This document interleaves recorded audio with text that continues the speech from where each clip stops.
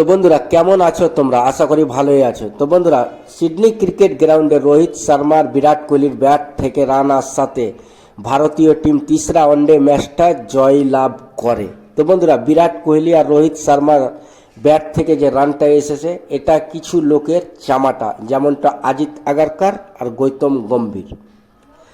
বন্ধুরা, Sydney cricket গ্রাউন্ডে রবি শাস্ত্রী আর Adam Gilchrist 2027 world কাপের জন্য বিরাট কোহলিকে জিজ্ঞাসা করলো তোমরা কি পরিস্থিতিতে আছে, তো কি বললো সেটা আমরা জেনে নেব।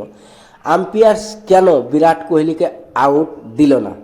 তো বন্ধুরা, এক এক করে এই তিনটাকে আমরা জেনে নেব। ফুল ভিডিওটা দেখো, তাহলে বুঝতে পেরলো। তো সর্বপ্রথম বিরাট কোহলি আর রোহিত শর্মা, কেননা অজিত আগারকার আর গৌতম গম্ভীর দুজনে মিলেই প্ল্যান বানায় কি বিরাট কোহলি আর রোহিত শর্মাকে টিম থেকে বের করে দেওয়া হবে, কেননা আমরা ইয়াং জেনারেশনকে খেলাবো। এটা ঠিক, ইয়াং জেনারেশনকে খেলাবে, এটা আমি খারাপ বলছি না, কিন্তু তাদেরকে তো ফর্মে থাকতে হবে। তারা তো বাইরে রান বানাবে, এরকম ওদেরকে প্র্যাকটিস দরকার না। ইয়াং জেনারেশন যেগুলো আছে তারা কি বাইরে এখন হঠাৎ করে রান বানাতে পারে না। কিছুটা প্লেয়ারকে এখন নিয়ে গিয়ে খেলাবে, কিছুটাকে আবার তার পরবর্তীতে নিয়ে গিয়ে খেলাবে, টিমটাকে সেট করবে। তো বিরাট কোহলি আর রোহিত শর্মা, বিরাট কোহলি তো দুটো ডাক মেরেছিল দুটো ম্যাচে, 3 নম্বর ওয়ানডে ম্যাচে, কিন্তু তিনি তার ব্যাট থেকে রান দিয়ে প্রমাণ করে হ্যাঁ ভাই আমি খেলবো 2027 ওয়ার্ল্ড কাপ, আমি তৈরি আছি। রোহিত শর্মা তো সেকেন্ড ওয়ানডে ম্যাচটাতে 73 রান করেছিল, তারপরে 3 নম্বর ওয়ানডে ম্যাচটাতে তিনি সেঞ্চুরি করে 121 রান করে। তো বন্ধুরা, এদের ওপরে কোনো সন্দেহ নেই কি এরা যে রান করতে পারবে, আর এরা ফিট আছে। এরা এখন ওয়ানডে ক্রিকেট খেলুক 2 বছর, 2027 পর্যন্ত এরা রান করুক।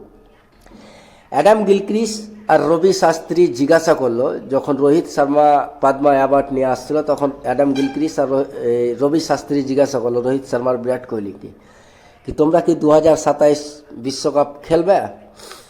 তো রোহিত শর্মা আর বিরাট কোহলির জবাবটা শুনুন। রোহিত শর্মা আর বিরাট কোহলির জবাব দিয়েছে কি আমাদের ইচ্ছা প্রকাশ কি করে করব, আমরাকে তো টিম থেকে বের করার জন্য অনেকেই পিছিয়ে পড়ে গেছে। যেমনটা রোহিত শর্মা বলছে কি কিছু লোক বাইরে থেকে বসে কলম আর মোবাইল নিয়ে ক্যালকুলেটর করার পরে ডিসাইড করছে কে ক্যাপ্টেন থাকবে, কে টিমে খেলবে, কে খেলবে না, কবে বাইরে যাবে। আমি যে 10 বছর 12 বছর 15 বছর থেকে ক্রিকেট খেলছি, আমার কি মোটেও বুদ্ধি নাই?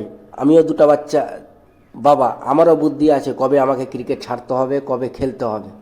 তো এটা মনে হচ্ছে গৌতম গম্ভীরকে উদ্দেশ্য করে বলেছে। তো যাই হোক না বন্ধুরা, তারপরে বিরাট কোহলি তো বললো 2027 ওয়ার্ল্ড কাপ খেলবে যদি ওপরওয়ালা ওকে ঠিক রাখে। এমনি তো আর ফিটনেস ঠিকই থাকে, তারপরেও উনি বলল।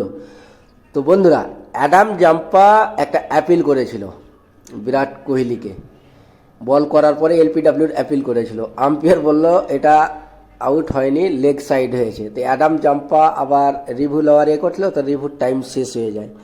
তার কারণে আম্পায়ারকে জিজ্ঞাসা করছে কি এটা আউট কেন দিল না, তো আম্পায়ার বলছে এটা লেগ সাইড ছিল। তারপরে ওটা দেখাচ্ছিল থার্ড আম্পায়ার, তো ওটা লেগ সাইড ছিল, আউট ছিল না। বিরাট কোহলি ওই কারণে আম্পায়ার আউট দেয়নি। তো বন্ধুরা, বিরাট কোহলি আর রোহিত শর্মার ওপরে কোনো সন্দেহ নেই, তারা রান বানিয়েছে, আর আশা করি আগে গিয়েও তারা রান বানাবে। এরকমই খেলতে চাও, আমরা অ্যাজ আ ফ্যান উম্মিদ করবো কি রোহিত আর বিরাট কোহলি ভালো খেলুক। তোমরা যদি এই ভিডিওটা ভালো লাগে চ্যানেলটা সাবস্ক্রাইব করো।